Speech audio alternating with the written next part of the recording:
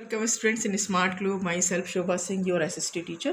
Dear students, आज हम जो स्टडी कर रहे हैं SST का चैप्टर 14 है। और अगर हम ये देखें तो सिविक्स के हिसाब से ये थर्ड चैप्टर में आता है। और जो टाइटल है हमारे टॉपिक जो है वो है main challenges before democracy. Democracy के सामने कौन कौन से चैलेंजेस आते हैं। सो ये 10th क्लास का 14 चैप्टर, चलिए हम इसकी स्टडी करें। Before this a simple request, अगर आपने अभी तक मेरे चैनल को सब्सक्राइब नहीं किया है तो उसको सब्सक्राइब ज़रूर करिए। इट्स टोटली कॉस्टलेस, कोई मनी कोई पैसा इसमें नहीं लगता है और आपके लिए बेनिफिशियल डेफिनेटली होगा। आपको इजीली मेरे नाम से सर्च नहीं करना पड़ेगा, आपके पास इजीली अवेलेबल हो जाएगा। सो बेल आइकन ज़रूर दबा दीजिए और अगर पसंद आता है तो लाइक भी करिए। Thank you students. चलिए हम स्टडी करते हैं। हमारा जो टॉपिक है वो है main challenges before democracy. Students, independence जो है हमें 15 अगस्त 1947 में प्राप्त हुआ। मीन्स ऑलमोस्ट 7 डेकेड्स हमारे हो चुके हैं।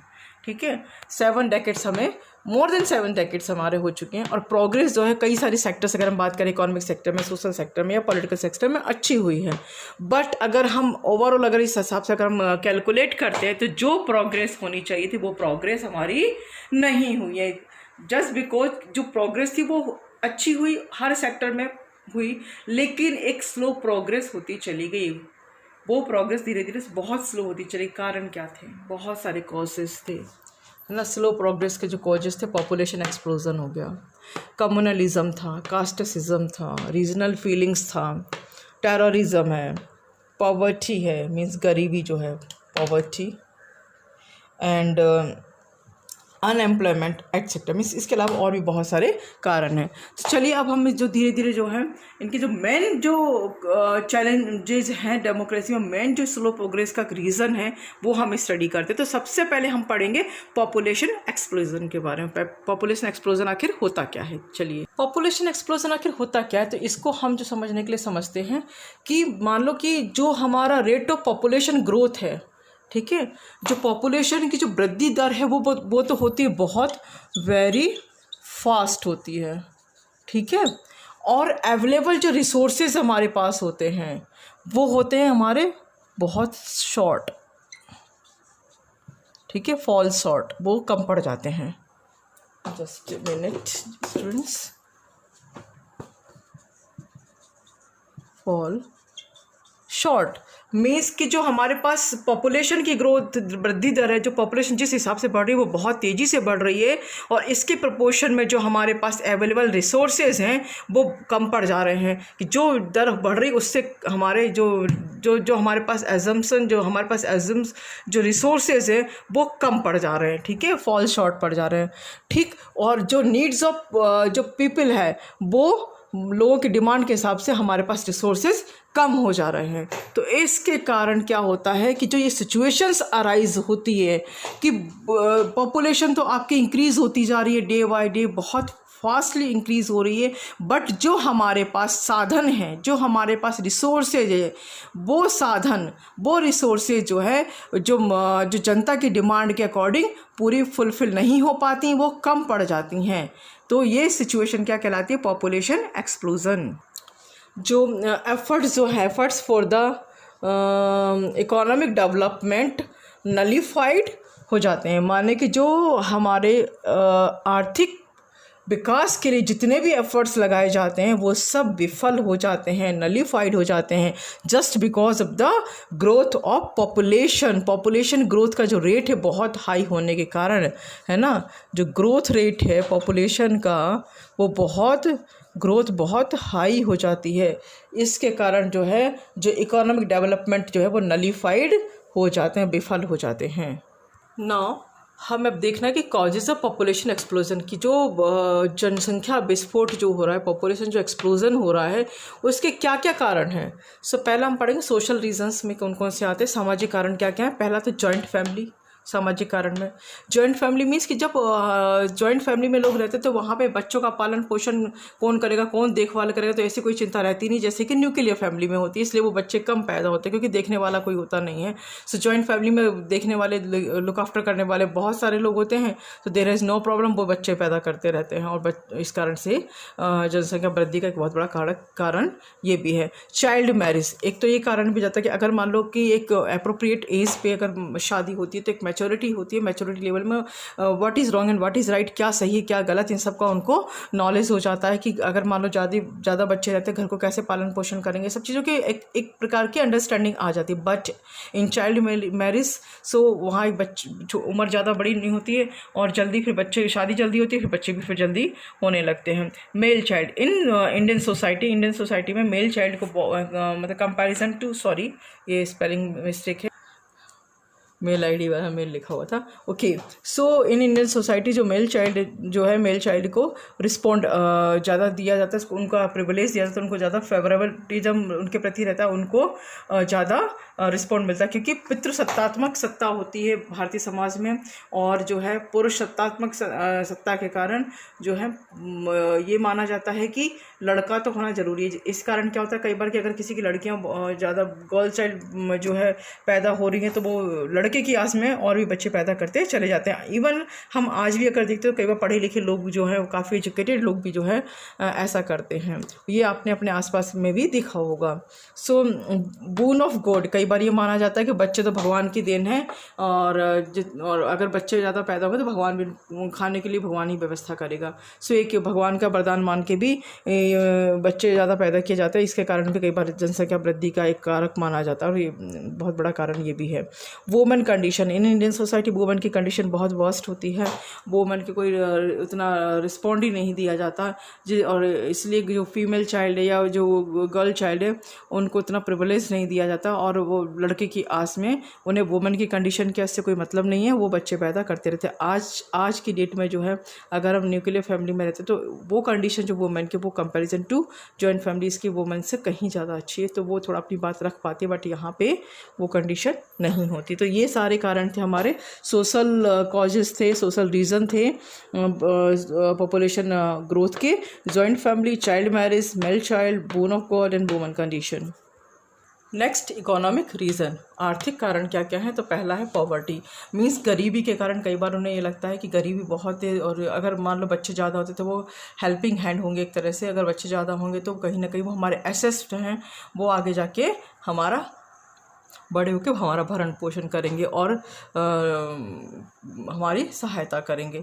नेक्स्ट है डिपेंडेंस ऑन एग्रीकल्चर, कई बार क्या होता है कि कई सारी फैमिलीज जो हैं इन विलेज और जो हमारे आउटस्कर्ट्स, वहाँ पे क्या होता है कि जो एग्रीकल्चर जो इकोनॉमी पे डिपेंडेंट जो लोग होते हैं वो ये सोचते हैं कि अगर मान लो कि बच्चे अगर ज़्यादा होंगे तो हमको लाइक एग्रीकल्चर में हेल्पिंग हैंड्स मिल जाएगा, लाइक कैटल्स को ग्रेजिंग कराना, जो हमारे जानवर है उनको चारा खिलाने के लिए ले जाना, या हमारी जो फसल है उनकी सुरक्षा के लिए। तो जितने घर में बच्चे पैदा होंगे उतना ही खेती कार्य में सहयोग कार्य मिलेगा।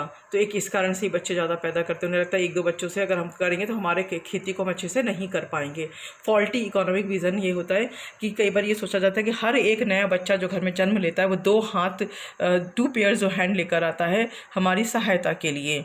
सो इसके कारण क्या होता है कि वो घर के कार्य संपन्न करेगा, हाउस होल्ड वर्क संपन्न करने के लिए हेल्पिंग हैंड्स की बहुत ज़रूरी होती है, और इसलिए वो जो है बच्चों को वो बून मानते हैं कि भाई हर एक बच्चा जो घर में पैदा होता है वो हमारे लिए वरदान के रूप में। सो ये हमारे इकोनॉमिक रीजन्स थे, उनके अपने ये रीज़न थे। चलिए नेक्स्ट हम रीजन पे जाते हैं। वो रीजन्स कौन कौन से, जो अदर रीजन्स हैं पॉपुलेशन एक्सप्लोजन की है, जनसंख्या विस्फोट का, उसमें से एक है इलिटरेसी मीन्स अशिक्षा जो है बहुत बड़ा कारण है। लेक ऑफ एजुकेशन मीन्स कि जो एक बड़ा कारण इससे हो जाता है कि अगर एजुकेटेड नहीं होते तो कई बार उन लोगों को ये समझ में नहीं आता है कि पॉपुलेशन और जो ओवर पॉपुलेशन हो रही है उसके क्या दुष्परिणाम हो रहे हैं। वो इस चीज़ को अप्रिसिएट ही नहीं कर पाते, वो इस चीज़ को समझ ही नहीं पाते कि हमारे जो घर में गरीबी के कारण या अन्य प्रकार के अभावों का जो कारण है, जो हमारा इग्नोरेंस हो रहा है, वो क्या कारण से हो रहा है। तो वो इस चीज़ के प्रति उनकी लाइक अंडरस्टैंडिंग ही नहीं होती, उनकी अवेयरनेस ही नहीं होती, जिसके दुष्परिणाम जो है वो बच्चों के पैदाइश के ऊपर उनका ध्यान नहीं जाता है। तो एक ये भी कारण हो जाता है कि पॉपुलेशन ग्रोथ हो रही है। क्लाइमेट, इंडियन क्लाइमेट काफ़ी हॉट है और जस्ट बिकॉज ऑफ दिस जो गर्ल चाइल्ड जो है वो जल्दी ही उनका एक एज जो होती है वह एज जो प्यूबर्टी एज होती है वो जल्दी ही वो अटेंड कर लेती हैं, जिसके कारण अगर चाइल्ड मैरिज होती है तो वो जल्दी चाइल्ड बर्थ भी दे देती हैं। सो एक ये भी बड़ा कारण है। Death of birth control means कि just because of their illiteracy, just because of the lack of knowledge, जो बर्थ कंट्रोल के कई सारे जो इक्विपमेंट्स हैं, कई सारी चीज़ें उनके प्रति उनकी समझदारी नहीं होती हैं, जिसके कारण वो जो कॉन्ट्रासेप्शन की चीज़ों को यूज़ नहीं कर पाते हैं और बर्थ रेट बढ़ता जाता है। नेक्स्ट है डिमिनिशिंग ऑफ डेथ रेट या लो डेथ रेट।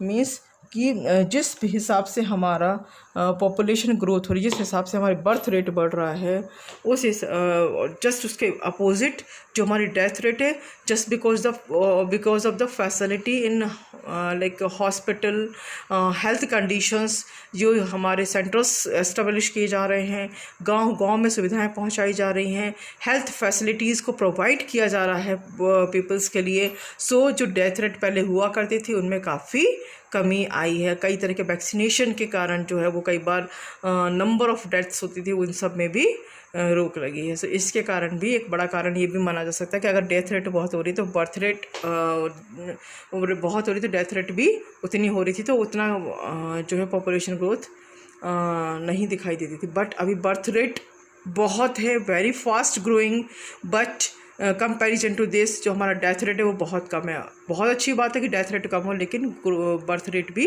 कम होनी चाहिए। सो एक ये भी बड़ा कारण था हमारे पॉपुलेशन एक्सप्लोजन में, जनसंख्या विस्फोट में। अब हम पढ़ेंगे जो पॉपुलेशन एक्सप्लोजन होता है उसका क्या इफ़ेक्ट पड़ता है, क्या एडवर्स इफ़ेक्ट पड़ता है, क्या दुष्प्रभाव पड़ता है। सो पहला है per capita income down. Capita income किस तरह से डाउन हो जाती है कि जो पर कैपिटा इनकम कैसे निकालते हैं कि जो नेशनल इनकम है, पर कैपिटा इनकम निकालने का एक तरीका होता है, मैं आपको यहाँ बताती हूँ कि जो नेशनल हमारा जो इनकम है, टोटल जो नेशनल इनकम होती है हमारी, उसको हम डिवाइड करते हैं कैसे, नेशनल इनकम को कैसे डिवाइड करते हैं, total population of the country. ठीक है, total population of the country. ठीक है, सपोज दैट कि मान लो पहले हमारी जो नेशनल इनकम है 1000 रुपीज़ है और पॉपुलेशन हमारी 10 है, ओनली 10 मेंबर्स है, तो 1000 का हम 10 से डिवाइड करेंगे तो हमारी जो पर कैपिटा इनकम आएगी वही आएगी। लेकिन वहीं अगर हमारी मान लो कि 1000 नेशनल इनकम है, लेकिन हमारा जो है वो 700 के आसपास हमारा अराउंड जो हमारा पॉपुलेशन है, तो उसको हम डिवाइड करेंगे तो ऑब्वियसली हमारा जो पर कैपिटा इनकम है वो डाउन आएगी। सो इस तरह से पर कैपिटा इनकम जो है हमारे कंट्री की पॉपुलेशन ग्रोथ के होने के साथ साथ कम होती चली जा रही है। Level of savings and investments down. Obviously इसको हम एक एग्जांपल से समझते हैं कि अगर घर में मान लो कम बच्चे हैं तो हम कुछ पैसा बचा भी पाते हैं, कुछ सेविंग्स भी कर पाते हैं, कुछ पैसे को इन्वेस्ट भी कर देते हैं। बट अगर हमारे 2 बच्चे और हमारी इनकम ठीक ठाक है तो हम उसमें से कुछ बचाते भी हैं, इन्वेस्टमेंट भी करते हैं। बट उसी जगह पे जो हमारी इनकम अभी थी जिसमें हम बचा पा रहे थे, मान लो 2 बच्चे और हमारे हो जाते हैं तो वो पैसा जो हम बचा पा रहे थे वो बचा नहीं पाएंगे, वो बल्कि उनके पालन पोषण में खर्च होगा। तो इस तरह से जो पॉपुलेशन ग्रोथ होती है तो क्या होता है कि हमारे सेविंग्स और इन्वेस्टमेंट जो है वो डाउन होता चला जाता है। उसके बाद land increase and yield of food grains from agriculture land down proportionally. Means कि प्रोपोर्शनली कैसे हो जाता है कि सपोज दैट कि लैंड हमारी जो है लोग हमारे बढ़ रहे हैं, ठीक है, हम उस पर खेती जो कर रहे हैं तो उस हिसाब से जो हमारी जो फूड ग्रेन जो यील्डिंग होती है वो उतने हिसाब से नहीं होती और एग्रीकल्चर लैंड भी हमारा कम होता चला जाता है, क्योंकि ऑब्वियसली जो है लोग बढ़ रहे हैं, एग्रीकल्चर पे जो डिपेंडेंसी है वो बढ़ती जा रही है और उतना हमारा फूड ग्रेन्स नहीं हो पाता। सो एक ये भी बहुत बड़ी प्रॉब्लम, एडवर्स इफेक्ट हमारा पॉपुलेशन एक्सप्लोजन का है। फिर है shortage of food grain. Obviously पहले जो हमारा फूड ग्रेन था उसमें आज से 10 साल पहले, आज से 20 साल पहले, 30 साल पहले जो फूड ग्रेन हो रहा था उसमें हम फूड ग्रेन को स्टोर भी कर पा रहे थे, और ताकि जब कोई फेमाइन हो या कोई भी आपदा हो तो हम उसमें आपातकाल में उस फूड ग्रेन का यूज़ कर पाते थे। बट अभी तो पॉपुलेशन ग्रो, सपोज दैट क्या किसी घर में बहुत सारे बच्चे, तो क्या हम कुछ बचा पाते हैं? राशन नहीं बचा सकते, कुछ चीज़ें हम नहीं रख सकते क्योंकि वो सारा ही यूज हो जाता है नंबर ऑफ फैमिली मेम्बर्स के ज़्यादा होने के कारण। सो इसी तरह से कंट्री में बहुत ज़्यादा जो पॉपुलेशन है तो उस हिसाब से जितना भी हमारा खाद्यान्न उत्पन्न हो रहा है वो यूज़ होने लग जाता है, हम उसको स्टोर नहीं कर पाते, शॉर्टेज हो जाती है। बल्कि हाउसिंग प्रॉब्लम्स ऑब्वियसली जितना हमारे पास, सपोज कि घर में जब बहुत कम बच्चे थे, टोटल 4 मेंबर्स थे, तो जो हमारा जो हाउस था वो सफिशिएंट था। बट जब नंबर ऑफ़ मेंबर्स बढ़ जाते तो वो घर छोटा पड़ जाता, तो हम कोई व्यवस्था करनी पड़ती है। उसी तरह से जो है कंट्री में अगर पॉपुलेशन ज़्यादा बढ़ जाती तो होता क्या है कि हाउसिंग प्रॉब्लम्स बढ़ने लगती है, डेंसिटी बढ़ जाती है, घनत्व, जो जनसंख्या घनत्व बढ़ने लगता है, काफ़ी मतलब भीड़ भाड़ होने लगती है। तो ये जो हाउसिंग प्रॉब्लम्स बढ़ जाती है, रहने के लिए घर कम पड़ जाते हैं। एजुकेशन की प्रॉब्लम्स, यस, जिस हिसाब से हमारे जो क्या नाम है विद्यार्थीगण बढ़ रहे हैं उतने हमारे पास पाठशालाएँ नहीं होती हैं, उतने हमारे पास विद्यालय नहीं होते हैं, उतने हमारे पास जो है इंफ्रास्ट्रक्चर नहीं होता एजुकेशन के लिए, तो इस तरह से एजुकेशन प्रॉब्लम्स भी अराइज होती हैं। Agriculture land down, yes, why not. अगर हमारे जब जनसंख्या बढ़ेगी तो ऑब्वियसली ये प्रॉब्लम हमारी अराइज होगी। जनसंख्या बढ़ती है तो उनके रहने के लिए घर नहीं होते, तो कई बार क्या होते हैं कि थोड़ा ज़्यादा पैसा लेके या किसी तरह भी जो एग्रीकल्चर लैंड को जो है हाउस में, उस लैंड को रहने के लिए, रेसिडेंस के लिए यूज़ कर लिया जाता है, हाउसेस बनाए जाते हैं, जिसके कारण जो खेती बाड़ी के लिए भी लैंड जो है वो कम होता चला जाता है। ये हमारा 7 नंबर का एडवर्स इफेक्ट था। Number 8 health service availability, means जिस हिसाब से जो है हमारे पास जनसंख्या वृद्धि हो रही है उस हिसाब से हमारी हेल्थ फैसिलिटीज़ उतनी प्रोपोर्शनली नहीं बढ़ रही है, उतने रेशियो में, उतने अनुपात में हमारे पास जो हेल्थ सर्विस जो है, फैसिलिटी जो है वो नहीं बढ़ रही। प्राइस राइज, यस, अगर सपोज कि जो हमारे पास खाद्यान्न उत्पादन हो रहा है और डिमांड बहुत ज़्यादा है और जो सामान है वो हमारे पास कम है, साधन हमारे पास कम है, कमोडिटी हमारे पास कम है। सो अकॉर्डिंग टू डिमांड जो कमोडिटी कम है तो क्या होगा, ऑब्वियसली प्राइस बढ़ेगा। सो जो है उसकी कीमत बढ़ने लग जाती है, तो इस तरह से महंगाई भी बढ़ने लगती है। अनएम्प्लॉयमेंट, यस, अनएम्प्लॉयमेंट, जिस हिसाब से जनसंख्या वृद्धि हो रही है उतने हिसाब से हमारे पास साधन नहीं है, रोज़गार के साधन नहीं हो पाते हैं। सो अनएम्प्लॉयमेंट बढ़ जाता है। एग्रीकल्चर लैंड पे भी देखा जाए तो उस हिसाब से काफ़ी ज़्यादा जो लेबर की संख्या बढ़ती जा रही, लेबर्स की जनसंख्या बढ़ रही, लेबर्स हमारे पास बहुत बढ़ रहे हैं, हमारे पास लोग बहुत बढ़ रहे हैं, पर हमारे उतना हिसाब से हमारे पास साधन नहीं है। यूज़ ऑफ एनर्जी, यस, ये तो बहुत बड़ी समस्या को जन्म देने वाला कारक है कि यूज़ ऑफ एनर्जी, जनसंख्या बढ़ती हो रही है, इलेक्ट्रिसिटी ज़्यादा चाहिए तो एनर्जी का यूज़ बराबर किया जा रहा है, और जिससे सस्टेनेबल की समस्या जो है वो खड़ी हो जाएगी। अगर हम साधन जो है वो पूरे यूज़ कर लेंगे तो आगे आने वाली जनरेशन के लिए साधन की कमी हो जाएगी। तो ये हमारा जो है एडवर्स इफ़ेक्ट था जो पॉपुलेशन एक्सप्लोजन का। चलिए हम नेक्स्ट पढ़ते हैं, steps to solve the problems population explosion की प्रॉब्लम्स को सॉल्व करने के लिए कौन कौन से स्टेप्स लिए जाते हैं। सो पहला है आपका फैमिली प्लानिंग प्रोग्राम्स किया गया है, बनाया गया, जिसमें कि जो प्रोपोगेंडा और पब्लिसिटी की जाती है। मीन्स गवर्नमेंट ने जो है एक पॉपुलेशन पॉलिसी बनाई थी, उस पॉपुलेशन पॉलिसी के अकॉर्डिंग उन्होंने जो है जो पॉपुलेशन ग्रोथ हो रहा था उसको अरेस्ट करना था, किसी तरह भी उस पॉपुलेशन ग्रोथ को जो है रोकना था। तो उन्होंने एक प्रॉपर एक प्लानिंग की, फैमिली प्लानिंग बनाया, और उसके अंतर्गत बहुत सारे इन्होंने स्टेप्स रखे, कुछ अलग और भी स्टेप्स हैं। सो पहला फैमिली प्लानिंग प्रोग्राम था जिसमें उन्होंने प्रोपोगेंडा और पब्लिसिटी के माध्यम से लोगों को अवेयर किया और लोगों को बताया कि फैमिली प्लानिंग जो प्रोग्राम वो क्या है, और उसका प्रचार और प्रसार किया। और उसके बाद फैमिली प्लानिंग सेंटर्स भी स्थापित किए गए, जगह जगह गांव हो, शहर हो, सब जगह फैमिली प्लानिंग सेंटर्स भी स्थापित किए गए। और एक बड़ा कारण था कि जल्दी शादी हो जाना है ना, जो चाइल्ड मैरिज था तो उसको रोक दिया गया, और गवर्नमेंट ने जो एक हमारे विधान में जो है एक व्यवस्था जो है अमेंडमेंट किया, और उसमें जो मेल का जो है लड़के की उम्र रखी 21 ईयर्स एंड द फीमेल जो है उनकी रखी 18 ईयर्स। सो अदरवाइज़ अगर वो इससे नीचे एज में शादी करते हैं तो वो कानूनन अपराध माना जाता है। तो एक इस कारण से भी पॉपुलेशन ग्रोथ पे रोक लगी है, एटलीस्ट कुछ कम हुआ है। नेक्स्ट है family planning programs. Family planning programs में जैसे प्रमोशन और उसको ट्रेनिंग प्रोग्राम, मीन्स कि फैमिली प्लानिंग प्रोग्राम्स कई तरह के चलाए जाने लगे जगह जगह पे, और उसके द्वारा जो है लोगों को मतलब इस प्रोग्राम को प्रमोशन भी किया जाने लगा, उसको साथ ही ट्रेनिंग भी दी जाने लगी लोगों को, जगह जगह सेंटर से स्थापित किए जाने लगे, आंगनबाड़ी के माध्यम से बताया जाने लगा, जो प्राइमरी हेल्थ सेंटर के माध्यम से बताया जाने लगा, सामाजिक संस्थाओं के माध्यम से बताया जाने लगा। और उसके बाद philosophy of 2 children's in a family, मतलब इस फिलोसफी को भी उन्होंने जो है इम्प्लीमेंट करने की कोशिश की, लोगों के अंदर ये बात डालने की कोशिश की कि 2 ही बच्चे जो है एक फैमिली में होने से बहुत अच्छा होता है, और उसके क्या क्या फ़ायदे हैं ये भी बताना शुरू किया। 6 नंबर जो हमारा जो स्टेप है वो है बेसिक मैटरनिटी फैसिलिटी, मीन्स कि कम से कम मातृत्व के लिए जो बेसिक जो नीड्स है, जो फैसिलिटी है वो भी प्रोवाइड किया जाए मातृत्व को, माता को।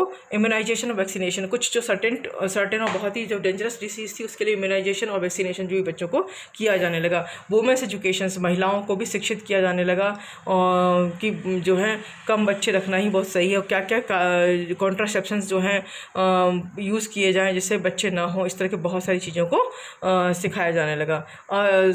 उसके बाद है हमारा एसोसिएट सोशल इंस्टीट्यूशंस, माने सोशल इंस्टीट्यूशंस को भी इसमें एसोसिएट किया गया, उनको भी इन्वॉल्व किया गया, और ताकि जो है बर्थ कंट्रोल जो है बर्थ ग्रोथ पे जो है कंट्रोल किया जा सके। कम्युनिकेशन सिस्टम, हमारे यहाँ के संचार माध्यम के द्वारा भी जो है पॉपुलेशन ग्रोथ के ऊपर बहुत सारा कुछ कहा जाने लगा।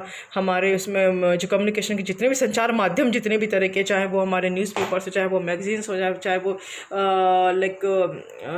हमारे टीवी के माध्यम से, गूगल नेट, या जिस पे भी बहुत सारी चीज़ें ऐसी प्रोवाइड की जाने लगी जिससे मालूम चलता है कि ज़्यादा जनसंख्या से क्या प्रॉब्लम्स हो सकती है और कम बच्चे रखने से क्या फ़ायदे हैं, और क्या क्या कॉन्ट्रासेप्शंस की चीज़ें यूज़ की जाएँ जिससे कि बर्थ पे कंट्रोल लगे, जो पॉपुलेशन ग्रोथ पे कंट्रोल लगे। So include in school education, school की शिक्षा के माध्यम से भी ये बताया जाने लगा कि जब बहुत ज़्यादा अगर बच्चे होते हैं या एक परिवार में, तो उस परिवार को किस तरह की समस्याओं का सामना करना पड़ता है। तो इस तरह की कहानियों के माध्यम से, या जो चैप्टर में कुछ इस तरह का दे देंगे, इससे लोगों को बचपन से अवेयर किया जाने लगा है। ड्रामा एंड मूवीज़ में भी और ड्रामा में भी जो है इस तरह की चीज़ों के ऊपर बनाया जाने लगा, जिससे कि पॉपुलेशन ग्रोथ के स्टेप्स में एक जो है सहायता प्राप्त होती है। तो ये सारे जो रीजंस, जो स्टेप्स थे जो पॉपुलेशन ग्रोथ को रोकने में सहायक हैं, कि इन सब स्टेप्स के माध्यम से पॉपुलेशन ग्रोथ को रोका जा रहा था। तो ये हमारा जो है फर्स्ट पार्ट है, मेन चैलेंजेस बिफोर डेमोक्रेसी के सामने कौन कौन चैलेंजेस के पार्ट 1 है। नेक्स्ट जो आपको इसके कंटेंट जो है नेक्स्ट वीडियो में मिलेंगे। Thank you. आपने अगर सब्सक्राइब नहीं किया तो डेफिनेटली इसको सब्सक्राइब ज़रूर कर दीजिए चैनल को। Thank you.